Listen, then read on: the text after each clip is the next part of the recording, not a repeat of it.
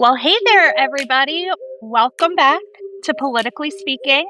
Took a little break, but we're back for a lucky episode 15. I'm Emily Mayer. I'm your host for today's episode. With me, fabulous as always, Kirsten Pruitt and Erica Sampson. We hope that you've been up to good things while we've been on a break. Arguably, we've been up to good things. Other people may beg to differ. So I'm hosting today's episode because we are going to break down the primary elections that just took place last week, June 9th. We're in the middle of runoffs, so there are still a few races to be determined, but let's discuss the results. And the reason that I'm hosting is because I worked on some of the races. So I thought it'd be interesting to have the perspective from your normal everyday voters who know about the party dynamics and what social media is saying, and then versus my perspective, that's a little different, having maybe a little too much information, depending who you ask and what day it is.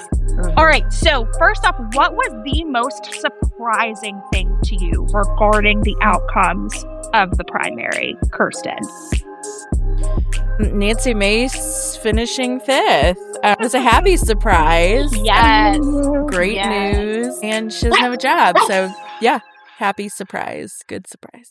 I'll hop in. For me, I thought it was just the turnaround from just the early voting. I was glad that a lot of people even came out either because I would say when it comes to early voting, we look at that information, you know what I'm saying? And then also, it was very hard for me to even carve out the time to partake in early voting. So the fact that so many people came out, I was like, oh my God, thank goodness. Because I was struggling to figure out how I could carve out time just to go vote. So I'm glad that everybody did make the time to do the early voting. Because again, we look at those numbers and and then it also gives you that boost. Like, okay, people do care. People actually care and stuff like that. And then finally, I was late to it, and then I did the regular voting. But I feel for me, it's more like the early voting. That was like, okay, good to hear. Yes. Speaking of the early voting, let's talk about that a little bit, because this is now third election cycle. No excuse early voting has been implemented. We started it in 2020 because of COVID, and then they decided to. So we started in 2022 as the first election cycle. Then obviously we had 24, the presidential year, and now we're back. Now we're back to a midterm. So let's talk about turnout, because early vote turnout was incredibly high and it overwhelmingly benefited Democrats. We saw Democrats outpace Republican primary voters. All right, so let's talk about that early vote, because this is the first time that we have seen record-breaking numbers in the way that we have. So this is our third election cycle with no excuse early voting. We started it in 2020 as like an in-person absentee because of COVID. But then we had 2022, which was a midterm year, 2024, and now 2026 cycles with this 2 weeks of no excuse needed early vote. And so we saw record-breaking numbers in this early vote, favoring the Democrats overwhelmingly. Then on election day, we saw a higher turnout of Republicans, which fits the trend that you hear nationally, right? But let's talk about that early voting. What do you think was the driving force to that record turnout? Do you think it was more about the narrative around the redistricting fight that was happening at the State House?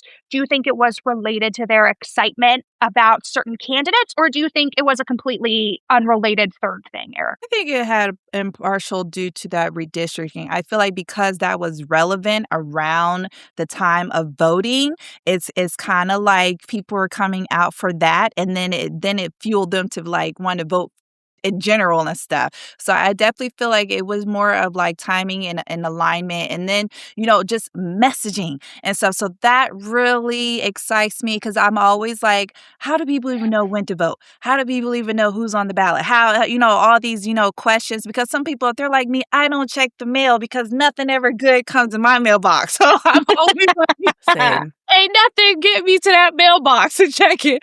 Me too. Right. So that's why I'm always like, how did the message get delivered? So I feel like it definitely partial was redistricting. And then I feel like some of the people that were on the ballot, they just did a good job as far as getting themselves visible. Whatever that looked like, social media, in person, things like that. Clearly, whatever they were doing, it was working because a lot of people paid attention. A lot of people was like, there's someone on this that I may not know everybody on this list, but I know at least one person that's got me to leave this house to go vote for them and stuff. And I also feel like people are like, it's the South. You know what I'm saying? I feel like people are still like, are getting burnt out with things that happen in the South. And so I am curious as far as if more women may have come out to vote, because I feel like women always carry the weight and the brunt of a lot of things. So I am curious if more women came out to vote to make their voices heard. And then obviously, men come. But I am curious about those numbers as well. And I got an email from the state party that broke down some of the early voting numbers.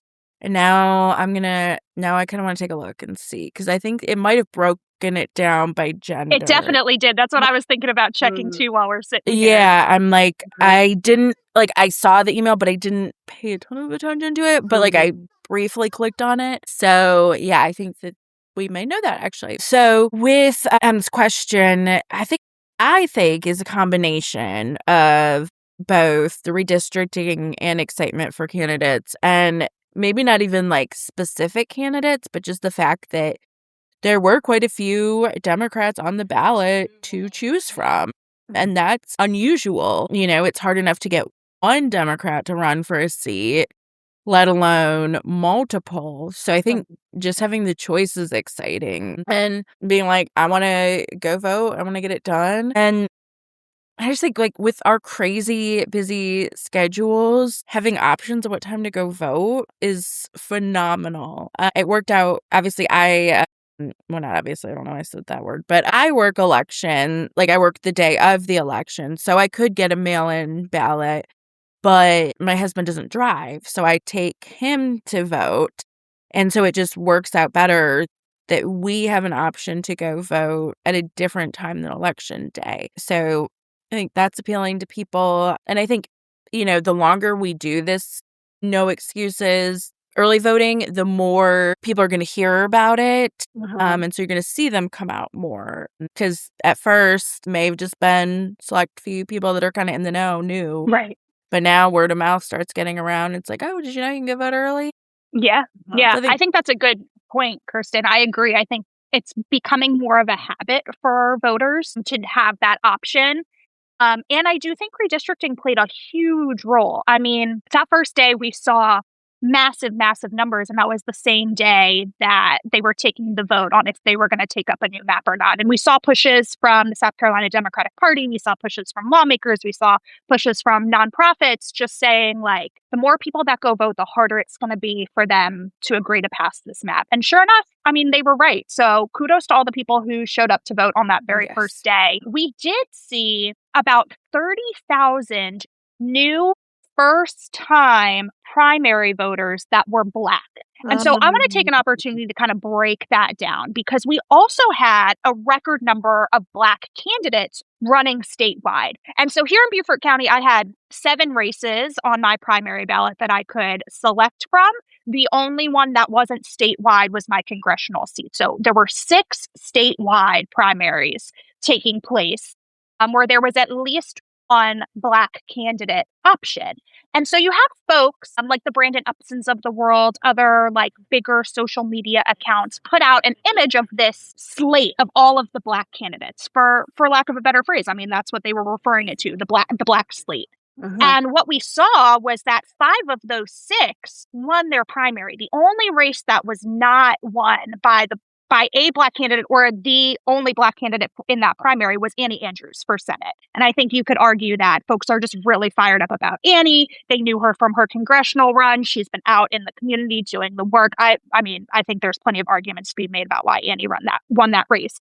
But even some of these other races that are lesser known by voters, the Black candidate won in every other race. So let's talk about that and what we think that might mean as we head to November. Is that Black turnout still going to be as powerful? Is it going to sway some folks to vote Democratic when they may have voted Republican, or is it going to maybe make some moderates say, hey, why are we pushing this narrative? What do we think the storyline is regarding this slate of candidates that we saw emerge from the primary?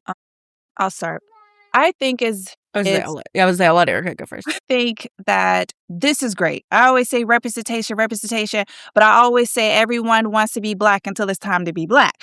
I feel like that's another side of the coin. I feel like I'm glad that we have this representation, and I'm glad that the representation looks more as options for us. Like not like Black people are not always like at a corner store. They're not always like, in the classroom. Like, no, we can run office too. Like we could be options as well. Like I feel like I'm glad that and that's why I say the representation, because I feel like growing up, people are always like, you should be a doctor or a firefighter or something. Like, no, maybe you could, run for office, maybe you could do other things and things like that. Own the store, like be in the White House. So I feel like it just expands the image and the aura of just Black people.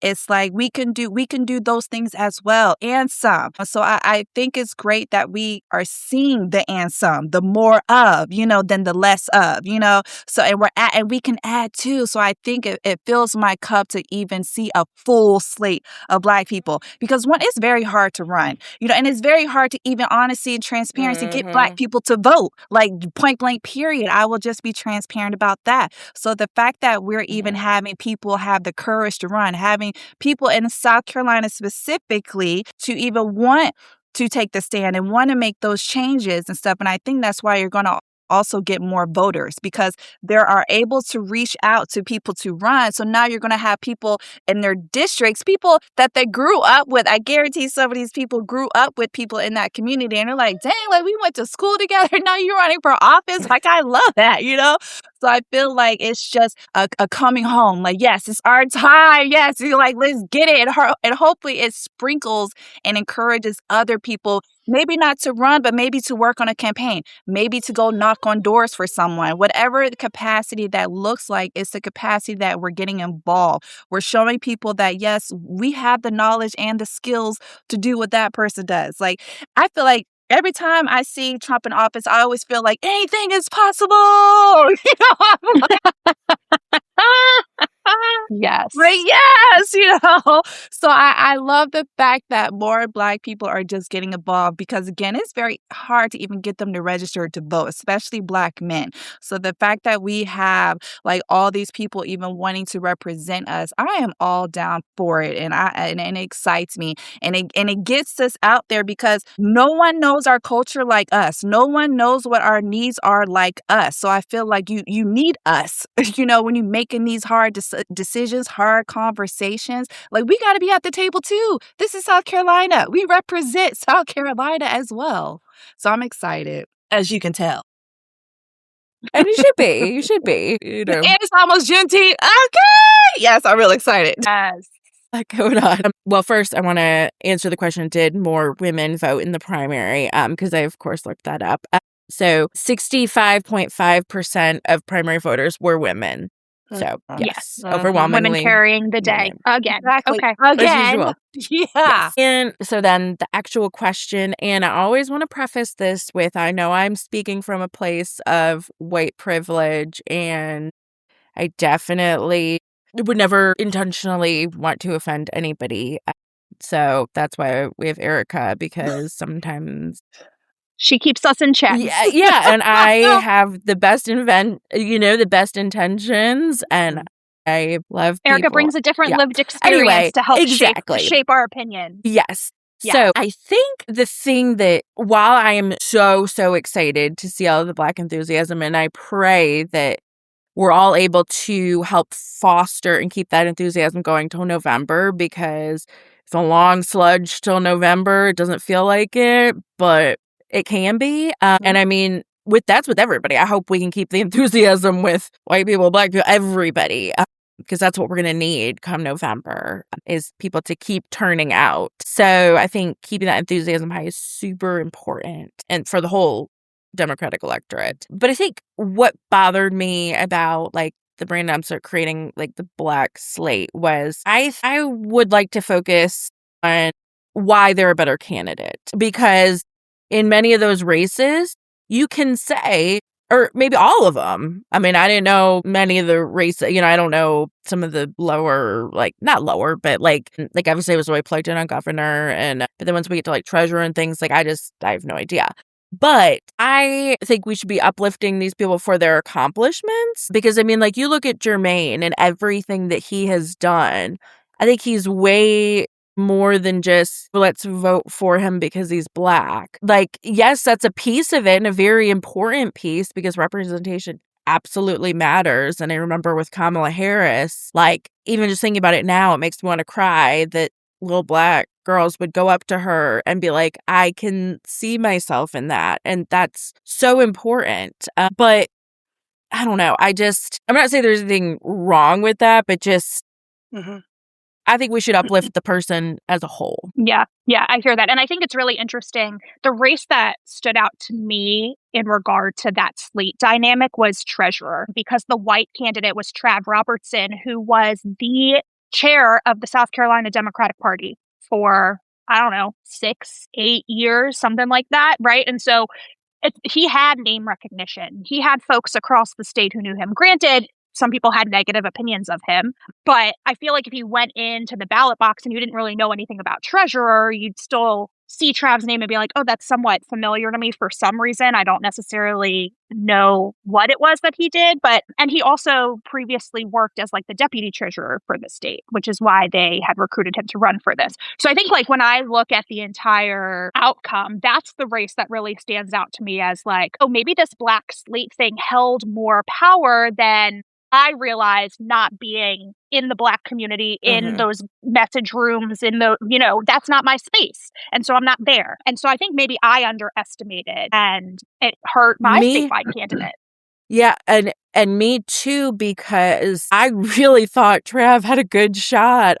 Because even my husband, who complains about Trav on the regular, because he knew about Trav, he knew who Trav was. And it was nothing against Vincent Coe. Had told ultimately, yeah. I mean, I don't know Vincent Coe, so I can't say positive, Absolutely. negative. I just don't know. Yep. So I was surprised by that one. And I think that slate held a lot of power. And there's always conversation about electability, right? We heard it in Texas with Jasmine Crockett versus James Tallarico in their primary for Texas Senate. We hear it all the time, right? We talk about electability, what kind of candidate is electable, what policy positions, what color of their skin, what gender, right? All it's all encompassing when we talk about politics, electability. And it's really, really interesting to see that play out in a slate of statewide candidates for state office, all being African American. Annie is a total variable on her own because she's running for U.S. Senate, right? It's statewide, but it's not in Columbia. It's in Washington, D.C. So super, super interesting to just see how that plays out, because another piece to this is Jermaine Johnson. And for those who aren't familiar, our nominee, I'm so excited to say that, our nominee for governor from the Democratic Party in the state of South Carolina is Dr. Jermaine Johnson. And he is currently a state representative, and he is under 40. Yes? Yeah. If he's over 40, it's not by much. Yeah, no. Or he might be exactly 40. Right. Yeah. Right. Sorry, Jermaine. Sorry. But so when he first ran for office in 2020, he ran in a primary against a long-term incumbent. And everybody said to him, don't do that.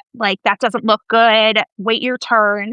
And he was like, no, I don't feel like this guy's representing us. I'm going to run. And he beat him in the primary and he held his seat. And they've tried to redistrict him out. He's been in a new district, but he's run unopposed. There's a lot of respect for Jermaine. And he went viral last year when they were debating an anti-DEI bill in the House for what he said during that debate. And from his lived experience as a Black man who was homeless, who lost a sibling to gun violence, who was really saved by the opportunity to play basketball at College of Charleston and the world that opened up for him. And now he has a doctorate degree and he owns a business and he started a nonprofit.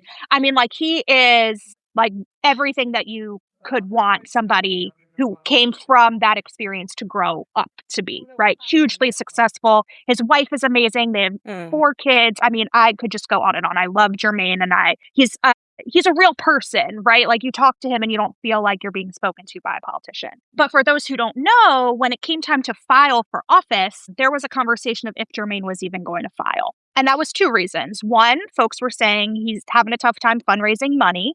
So if you can't fundraise, can you run statewide? And 2, the party, I'm going to put that in quotes because who that is still up for debate, recruited a man named Billy Webster from Greenville up in Kirsten's area to run for governor. And Billy is an older white dude who worked in the Bill Clinton administration. So he has that government background, but then also he had made his money off of starting a payday loan company, and people found that problematic. But Billy was also able to give himself a ton of money. And unfortunately, in politics, money is a real thing. And we had heard that Jermaine couldn't raise money. So when it came time to file, there was conversation that Jermaine wasn't even going to file. And we were just going to pass the nomination on to Billy Webster. And social media erupted. I mean, social media doesn't win elections except for when it does, right? And so I saw Jermaine the next day at the Jasper County Convention, and I had never seen that man like that. I mean, I've spent time with Jermaine. We've done podcasts together. We've spent time at the State House together. We've spent our time. I've never seen the man like that. He was just like, man, I was ready to quit. I had to convince my wife that it was okay that I'm quitting. And I mean, here I am. He's like, I don't know what I'm saying today because I wasn't prepared to be here as a candidate. And so we just saw like this, for lack of a better phrase, like vibe test happen. And like Jermaine passed all the tests, right? Like social media was all in on him. It didn't matter that he didn't fundraise as much money. It didn't matter that he didn't have as much to spend on direct voter contact. I mean, Billy spent millions of dollars. I think I got 5 mailers from Billy, which the optics of him like picking Black people to be on his literature, we can have a conversation about that. Maybe later if time allows, but it became money versus vibes. And I thought that was really fascinating because I think you kind of saw that play out again in every race except for Annie's. Candidates who spent their money on voter contact versus who were just super engaged on social media and had that grassroots following. So how do we think that's going to translate into November? I mean, Jermaine still has to fundraise, right? Do we think that vibes are enough? Do we think that this institution versus Jermaine, do we think the institution of the state party is going to come around to backing Jermaine and get the support that he needs? How do we foresee this playing out, Kirsten? As somebody who did not vote for Jermaine, I'm going to out you. That's okay, because I was about to out myself. So I voted for Billy Webster. I know I'm going to get a lot of hate for that because I already have. But I personally know Billy. And I know what Billy has done for the Greenville County Democratic Party. And I think that's important. Which has been behind the scenes work that people don't know. And I just know him and his wife and who they are as people. And they're wonderful. And I don't know Jermaine. I mean, I've heard about Jermaine, but I'm in Greenville, so it's like, I think part of it's like where you are, what communities you're in. And I did have a lot of concerns about that fundraising piece. And then translating to electability. But one thing I will say, the percentage of votes that Jermaine got did a lot to convince me that maybe I was wrong on the electability piece. Because if he could get that many people to vote for him, I mean, that's a great sign of what's to come. Billy was everywhere. I mean, I remember my husband saying, that he was seeing so much about Billy, like even on YouTube and like all those spaces that he's in. And, we went out to the bar when my friend was here and the Billy Webster ads were all over the place. So it was like inundated. And again, I don't know if that was like, I know y'all got mailers, but I don't know if the ads were a lot in the Greenville area. But I think the electability piece is so nuanced. And this is a issue that word has bothered me since Hillary Clinton back in 2020 or 2016. And after she lost, some people would say, oh, well, women, nobody's ready for a woman president. And I'm like, I think that's flawed because people hated Hillary. But like, let's look at a different woman and let's see how she does, So the electability piece is so, and the fundraising still concerns me. I'm not gonna lie. And I've seen so many people on Facebook and social media saying that Billy should fund Jermaine. I think if he wants to do that, great. But if he doesn't want to do that, I don't know. I don't think we should villainize him. And I know that's going to be an unpopular opinion. I hope that Billy does want to do it because it makes sense to want to do it because it's for the better of the state. And if you want better for the state, you should want to donate to help our nominee. But at the same time, it's his money. I don't know. So it's hard for me to be like, oh, let's make him do it. I think he should want to do. I don't know. I have very mixed feelings about it. The whole thing. I just have mixed feelings. And one thing that I loved so much about that race was the respect that both Billy and Jermaine had for each other. Yes, I saw it. I saw it on display in person. That is just, amazing and the best thing you could ever hope for because, you saw Mullins mudslinging all over the place, but you wouldn't see either of those candidates coming after each other's character, who they were. And that meant the world to me to see that. Now, supporters and people on social media, that's a whole other story. But because both sides were quick to start taking jabs. So I don't know. I'm not ready to make predictions because I think we're going to have to see what plays out because I've been surprised by many things and I just don't think that, I don't know. I'm anxious to see. Go ahead, Erica. I was about to say, speaking of that healthy dynamic, I've been sitting on waiting to respond to something Kirsten said. When you mentioned the part about you wish that people I don't know if the word is focus or more hearing more about why their qualifications. I'm going to have to agree to disagree on that. I feel like, we all, like Obama, we was all cool about his qualifications. Paperwork will definitely tell you a person's qualified. However, it is being the fact that they're Black. It's like you got to say it. You got to acknowledge no matter what you say, I'm going to the store because I'm Black. I'm going to my car because I'm Black. I'm going to work because, hey, I'm Black. You got to throw the word out there because I have a business and guess what? It's Black owned. You know what I'm saying? You got to say the word Black because it carries as much weight. Let me ask you one quick question on that though. So and this is just genuinely my curiosity because I obviously do not know the lived experience of Black people, so I cannot.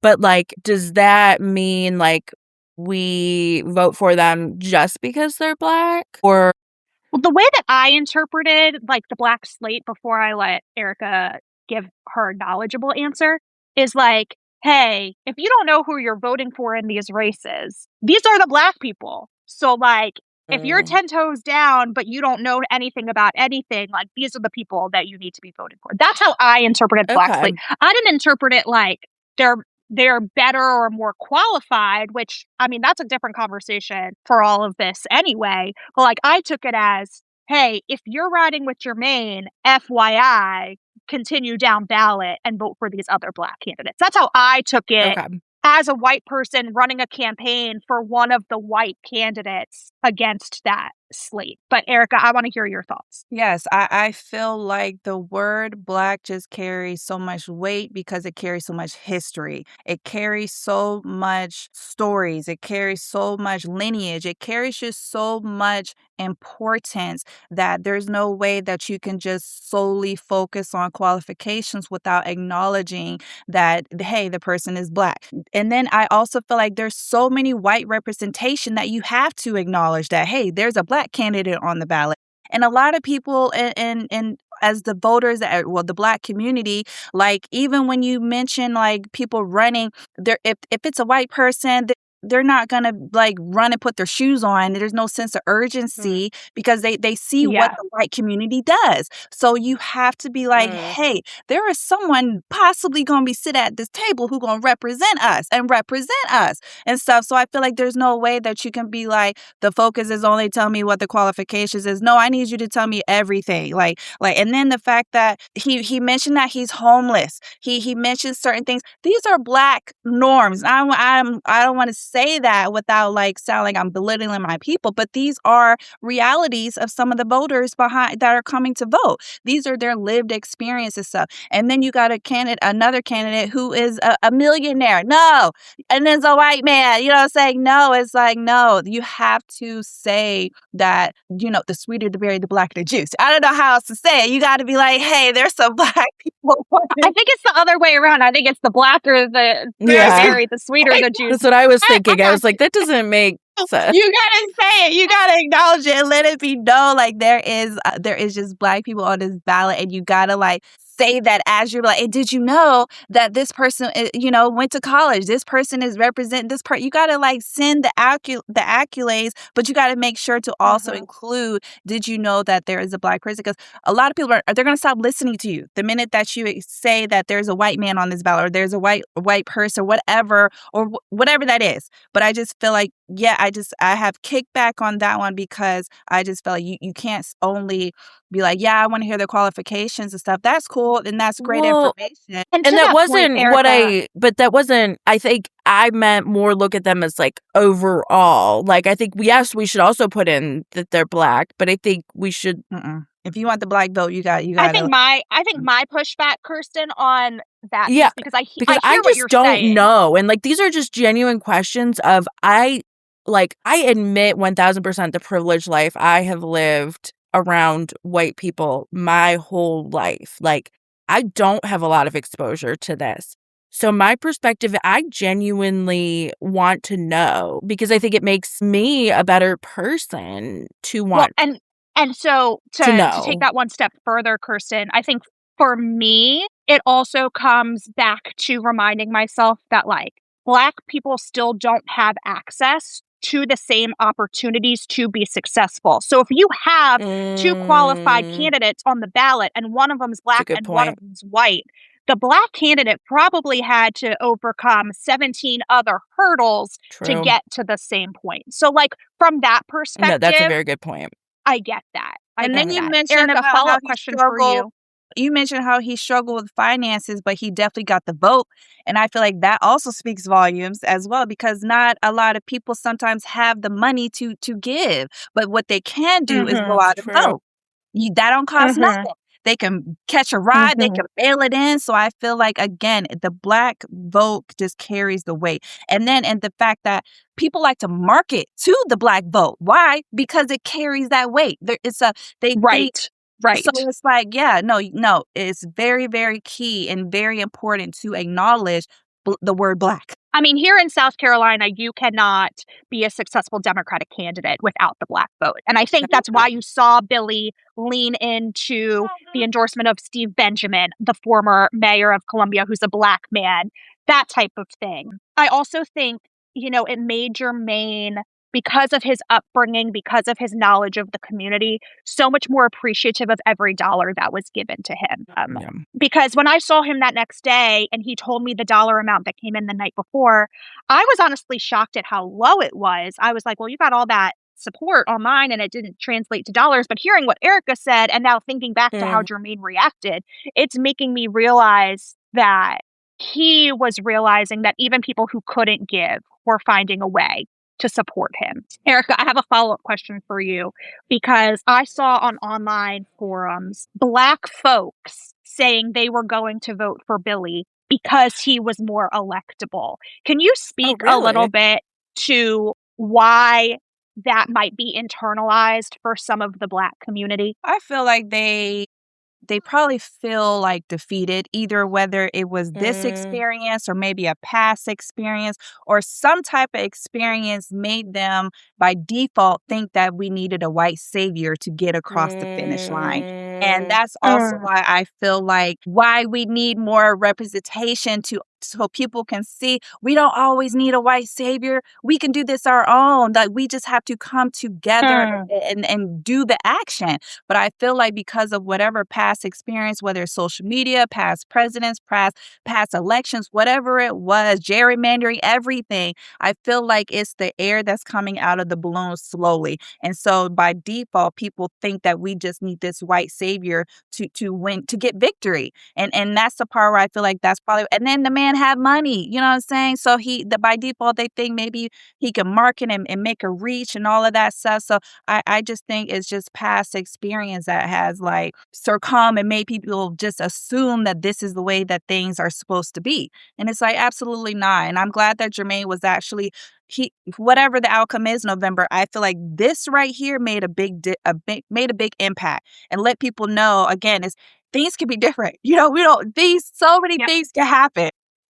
Yeah. Yeah. And I think people like me learned my lesson 4 years ago when it was Joe Cunningham versus Mia McLeod in the primary. And I went with Joe for a number of reasons, but looking back, I wish I had gone with my gut and gone with Mia. And that's something that I've regretted for the last 4 years, is voting for Joe in that primary over Mia, because he was an embarrassment. I mean, it was embarrassing. And it's like, if we're gonna lose anyway, let's put the actual best person forward. And so I was really, really excited to cast my ballot for Jermaine, and I'm excited to see because I think to your point, Erica, no matter what happens in November, him coming out as our nominee is a success for our state. And I asked y'all what the most surprising thing was from the jump. To me, the most surprising thing was Jermaine clearing the field with 59%. I thought that it would be closer. I thought we would not know as early on in the night as we did. I still ultimately thought Jermaine was going to win, but I did not expect that to be such a clear narrative from the jump. And that was, to me, the most surprising thing of the night of the primary. I think I'm so glad that we're having this conversation. No, see, and I think it put a sense, I don't want to say fear or something in us when we got a whiff that he didn't think he was eligible. He didn't think that he was qualified. He didn't think that he could be the governor. You know what I'm saying? And I feel like that, to me, it didn't sit right.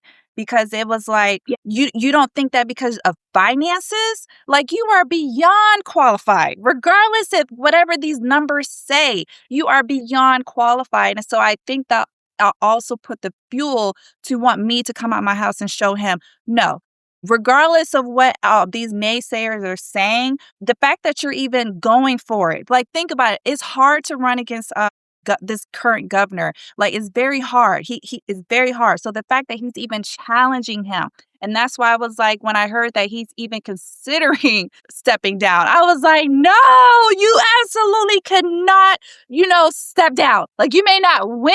That is what it is, but you can't step down. You know what I'm saying? You have to, trust the process, see it through. And again, I could care less I could care if he lost, but I would care more the fact that he stepped down before the results was it. Like, come on, sir. So I commend him for stepping up and just trusting the process, seeing it through, and hopefully, I voted for him. I even texted him. I didn't think he was going to check it because all the, was live and everything, but he did. He gave it a heart. So I was like, that's why I voted for you. You know what I'm saying? Well, that's great. Yeah, that's such a good point about him. That's such a good point about him not even believing in himself. And I want to give a shout out to his wife, seriously, Dr. Evan Johnson.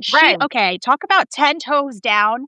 That woman, she refers to him as the next governor on social media. He had to try to convince her that he should step down. She was like, absolutely not. You're not stepping down. She's been with him at every event I've ever seen him at, except for that one in Jasper the day after he didn't step down. She's always been there.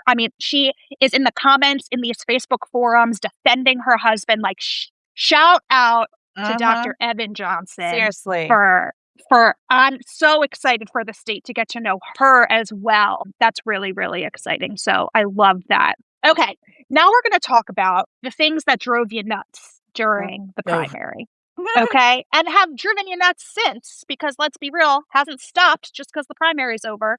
Let's talk about those text messages, those TV ads, all that good stuff. Erica, I'm going to start with you because I know how you feel about these text messages.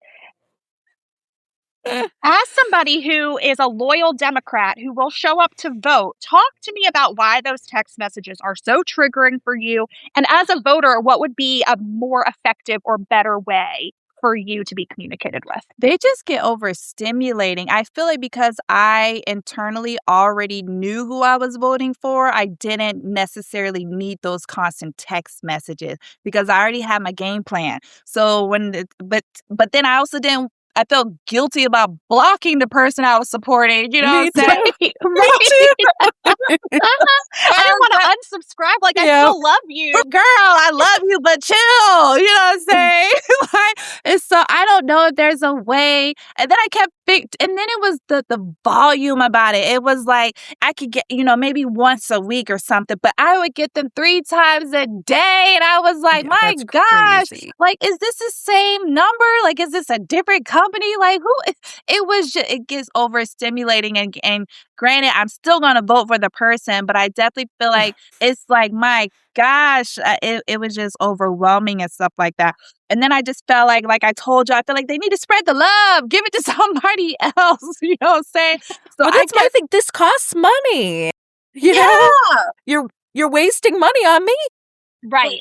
Yeah, and that's my thought of it too. Is like, especially during the early voting process, like as somebody who works on campaigns, what we tell people and what we know as best practices, when you go vote early, I can remove you from text messages and phone calls. Well, guess what? There were certain candidates who I was still getting text messages from after I already voted early. So I was like, you're not spending your money well because now you're wasting it texting me when you could update your list and see that I already voted. So that's my personal, like, as somebody who's been on the inside, like, why are we not using best practices? But Kirsten, go ahead. Or it says, if you don't want to reply, block. No, there needs to be other option, like remove me, but keep me as a voter or something. There needs to be other options. As a supporter. Something. Just so that you do not need to bombard me. I'm one of your people. To only send me like the emergency notifications. Right. And then I didn't even get invited to the watch party. Wait, hold on. Why ain't get no invite? Y'all bombarded me with my votes, but why ain't get invited? Well, it was on the other side of the state. Okay. Y'all lucky Kirsten is on this chat. Okay. And I I got a personal invite to that because I'm really good friends with somebody on her team. But I have replied stop to some of those messages because I don't want them to spend money on me. And so that's my reasoning behind replying stop, because I'm like, please take your money elsewhere because it's valuable and you're wasting it on me. Because I wish there was an emergency option where like I can still get messages and you can see that I'm a supporter, but the only option I have right now. And then also the text messages I get for Congressional One that I am on the other side. Why do you get Congressional One text? Right. Thank you. So the one I got it from, I did click stop real quick because that was not the one I was supporting. But either way, I would have been clicking stop no matter who it was. That can get confusing too, as for the voters. If you get something like that, you got to be like, wait a minute, what? Well, yeah. If you don't know better, like right. And I have most of my circle has no idea what congressional district they're in. So they get something from Congressional District 1, they're thinking that's who's on their ballot. You know? Yeah. And I'll say, too, I've seen folks say, I've already given to this person. Why are they texting me? It's making me feel like what I gave them wasn't good enough. And so, like, I get that, too, as somebody who's on the inside. But I told you, the one that I have not been getting text messages from is the one I've donated to twice. So I don't know. Which is interesting because that's the same campaign that I'm getting text messages from every day. But have you donated? No. I have donated in kind. Right. I have given but I'm saying advice. Once you make your donation, maybe you get removed from a list, which is not usually the case. But in this case, I don't know. They have enough money on that campaign. It's just weird that I'm not getting texts. They have enough money on that campaign. Seriously. They don't need my $20 donation, number one. Number two, that campaign has enough money that they should be able to create lists that say, well, true. We don't need to bombard these specific people every day. Yeah. Well, and my donations, not like I'm out here throwing money around because I promise you I'm not. I was buying merchandise. So. Yeah, see, I'm not even buying merchandise. I'm just like, you're going to give that to me. Yeah, well, I support, I don't know. Yeah. I'm ride or die to my...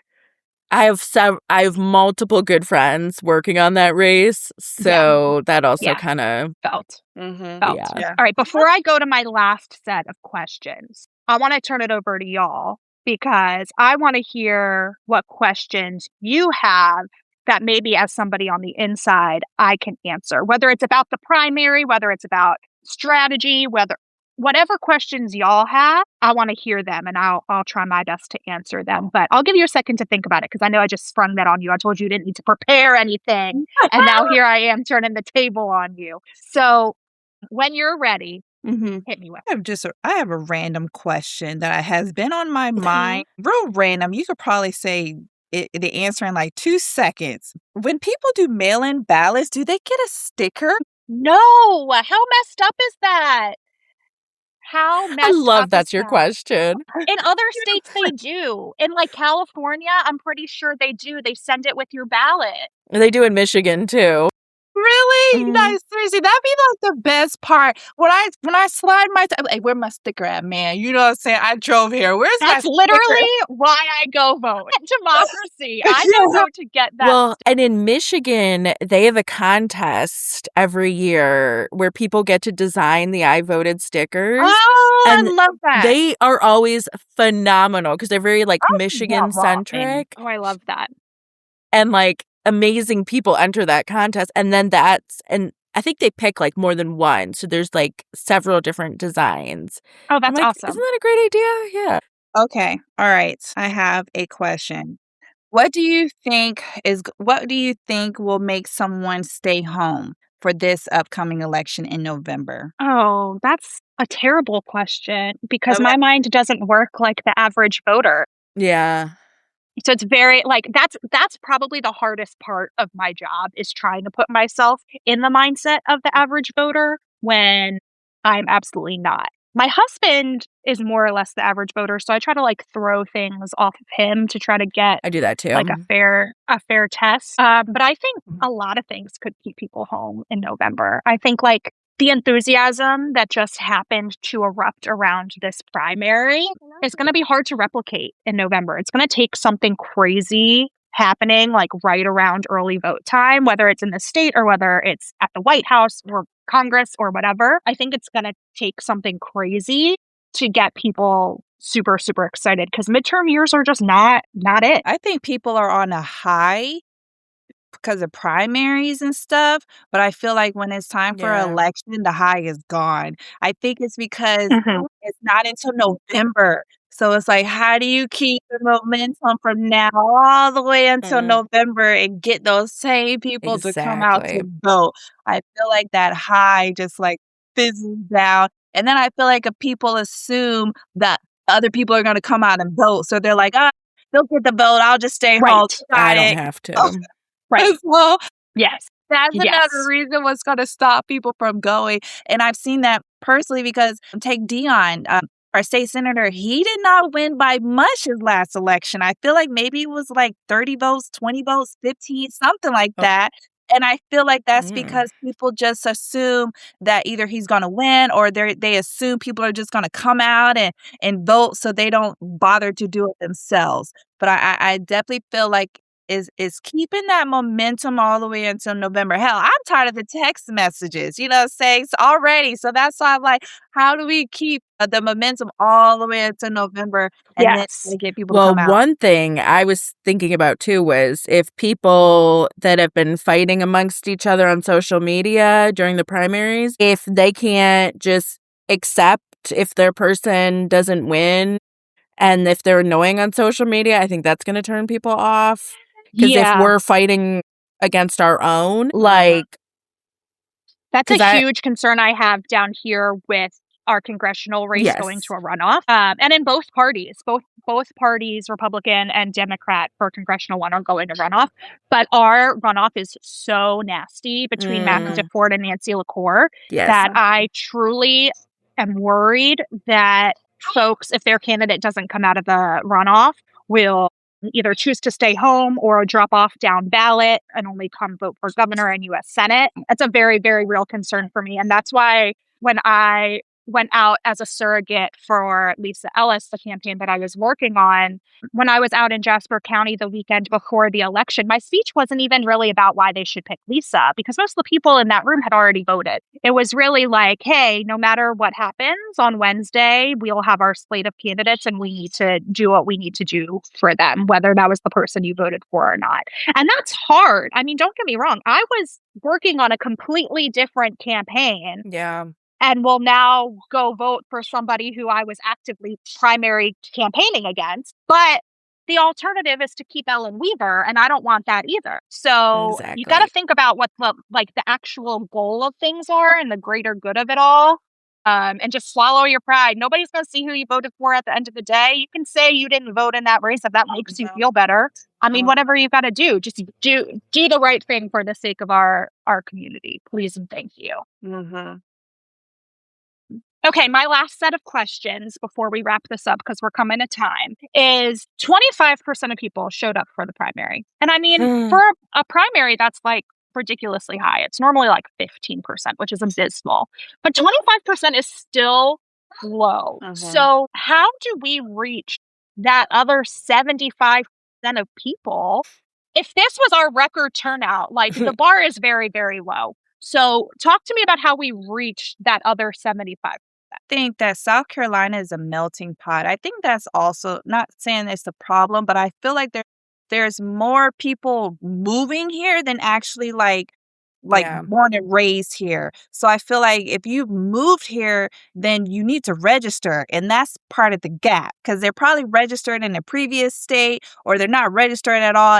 And I say this because as I'm talking to Black men trying to get them to vote, a lot of them have only been living here maybe for a year. So they're registered at a previous, state. So once they get here, not only do they need to register, they have to have some type of motivation to even want to know about who are they voting for. So it's kind of like a part, like two-way thing. So that's why I say I feel like South Carolina is like a melting pot, because we have so many tourists. We have so many people that move here, but then they got to also get registered. So I feel like just simply starting from the foundation of getting people registered to vote is majority of the hurdle, because we have to get them to vote, but we have to literally get them to at least register, you know what I'm saying? So I feel like that is the biggest piece at just to start the process, because I feel like people don't want to register because they know that they got to go vote. You know what I'm saying? They know that they have to like do an action once they do that action and stuff. And that's the gap. People don't care about the second piece of it. So they're not going to do the first piece of it. But I definitely feel like if we want a more turnaround, we really have to like get people registered to vote. Then they'll understand. Maybe it'll have more meaning. Maybe because they went to vote, then it'll mean more maybe because they go register vote, then it'll mean more to actually now go actually vote and stuff. But I feel like the biggest hurdle is we don't have enough people registered. And I think that melting pot is a very interesting point that I hadn't thought about before. Because if you think about that, when you're dealing with all kinds of different people, I mean, the messaging component of it, and like, how do you reach out to all of these different communities has got to be challenging, because what speaks to one group is going to speak very differently to another group. And I don't know what the answer to that is. I mean, even like the visibility, not even just messaging, like how do you get in front of the different people? Yeah. And I think to your point about it being a melting pot and people coming here from all over also makes it like less of an emotional attachment to the outcome. Whereas like they're like, oh, I just moved here. Like I don't really have an opinion on who's governor, or I don't really know that the Republicans have controlled the governor's mansion, the Senate, and the House for the last 23 years, and that we need to do something different, right? Like there is a lack of voter education, and that's something that I think always surprises me when I go through this process, is like even the people that like know enough that like, oh, there's a primary coming up, I know I'm a Democrat, like I know I need to go vote. The like misconceptions that they still have still are shocking to me. Like I had people that I was like, hey, do you have your plan to go vote in the primary? And they're like, yeah. I was like, do you have any questions about your ballot or any of the candidates? And they're like, no, I'm going in and voting straight Democrat. And I was well, Yeah, it's a Yep. primary. Like, that's how that works. Or people who are like, I've "Well, heard I'm that. registered. I'm registered as Democrat, so I'm voting in the Democratic primary." And I'm like, "We don't register by party here, and you can actually pick which primary you want to go vote in." So there's a lot of voter education that it's like, I can't even fault the schools, because it's like, if you're coming here from another Transplants, yeah. state where they have closed primaries, or you do register by party, like, that's your misconception, right? So there's so much voter education that needs to get done. We'll see. All right, my last question for us before we wrap up tonight is what are our expectations for November? And I don't mean in regards to like Mhm. voter turnout or how excited people are or how many text messages we're getting. Like, what do we think is a realistic outcome expectation? Who do we think is the most likely Democrat to come out successful? Do we think there's multiple opportunities to pick up? Do we think Annie Andrews is going to outseat Lindsey Graham? Like, what are our expectations as we turn the calendar towards November, Kirsten? Oh gosh, I think that's such a hard question, because it's like, I can say all day, like, yeah, people, even Republicans hate Lindsey Graham, so maybe they'll vote for Annie. But that doesn't necessarily mean that that's going to happen. It's like for me, if there was a Democrat I hated, I don't know that I could go vote for any of the Republicans, that still is like, I don't know. So I feel like my mind is not made up on anything. And I am just excited to see how this all plays out. Because, yeah, I mean, even in the primaries, I'm hopeful, but I'm hopeful every time. So, that it's tough. I went to Annie Andrews' watch party and on primary night, and both my mom and my husband were like, "Oh, she's going to come back devastated like she always does because it's a Democrat." And I was like, "Okay, yeah, but this is a Democrat-only election, so a Democrat's going to win. Like, either way, like, this one I'm not going to be devastated, like, come November." But I don't know. And again, I mean, yeah, Annie has a lot of money, but Billy and Jermaine, so it's like you can't put the thumb on any scale and say. So I don't know. I don't have great expectations for voter turnout, if I'm honest, just because I think nationally things are so messed up right now. And I think a lot of people are really discouraged and defeated. And that's really hard to convince people to come out, because I can't argue with them that, things are going to get better. And, because even some Democrats have not done wonderful things. And if we don't have control, so it's hard. It's hard. Yeah. But yeah. Anyway, go ahead, Erica. I think there's going to be a great victory. And I say that because with Annie, this is her second time running, which I think that speaks volumes. Because I remember the first time that she ran and she did not win, I asked her face to face when we was at an event together, did she have any intentions of, trying again? And at that time, she said no. But when I saw her running again, I was like, I know that's right. That alone, you know what I'm saying? I was like, yes. And so I feel like that also speaks volumes. And then the fact that Jermaine was about to step down and then the underdog came back, never let them know your next move type energy. I was like, I know that's right. So I definitely feel like there is going to be victory in all of these areas come November. And I say victory as in even if they, don't win, I still perceive it as a victory because of all of the things that has transpired just to even get them this far. And then fact how far they are right now. So I think that speaks alone as victory, regardless of whatever the results are. They got really far. And it's like, and then the trials and tribulations, like I said, she lost, but made a comeback. He thought about dropping out, but made a comeback. So I feel like they're winning already. So I would say 30,000 first-time Black voters. I mean, that's a victory in and of itself. That's what I said. And that's what I tell candidates. Like, in the week, the final days leading into an election, and they say, what work can I be doing or should I be doing? And I'm like, I want you to spend some time on election day thinking about what victory means to you if it doesn't result in a victory at the polls. And that's what I said to Lisa when we talked that night, was like, you actually grew the raw number of primary voters that you got from 4 years ago. 4 years ago, she won that primary, but she only got 87,000 votes. This year, she did not win her primary, but she got 160,000 votes.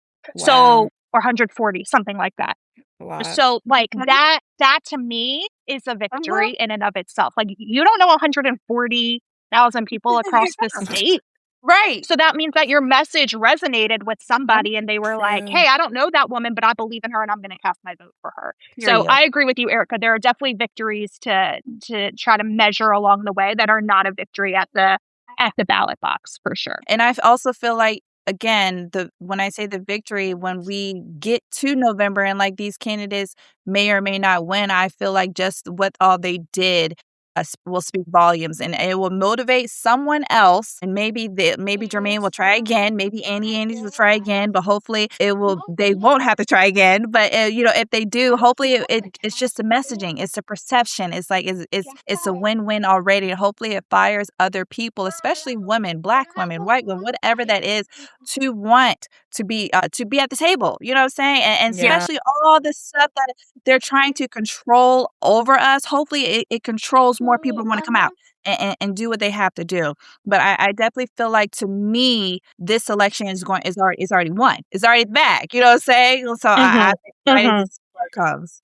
And we've talked on this podcast about how hard it is to get people to run. So I want to end it with thank you to everyone who has signed up to run. The Democrats have a candidate in every single state house race this cycle, which is incredible. It is no small feat. Shout out to all the people who made that possible. Shout out to the people who have put their name on the ballot, their family, their friends who will be going through this with them. I think the fact that we have 124 House races, no matter how unwinnable some of those seats are, one, that's a victory in and of itself. Two, that's only going to drive voter turnout because people will say, oh, I actually have somebody that I can show up to vote for.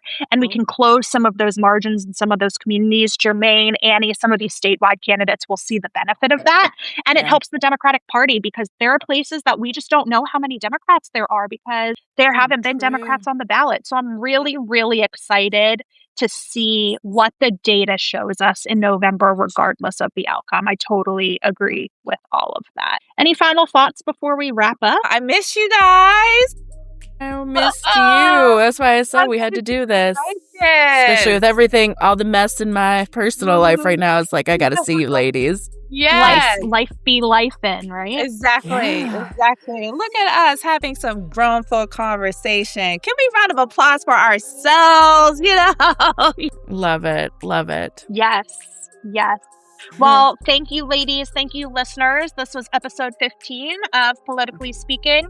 Whenever we decide to record episode 16, make sure you're subscribed so you don't miss it, and we'll catch up with you soon. And always keep it politically speaking. This is Kirsten Pruitt. Please subscribe to the show wherever you find podcasts and consider leaving us a rating. You can find links to our social media and YouTube page in the show notes. Thanks again for listening. The preceding podcast is solely owned by the host or hosts and is distributed by Big Media LLC. Copyright 2026.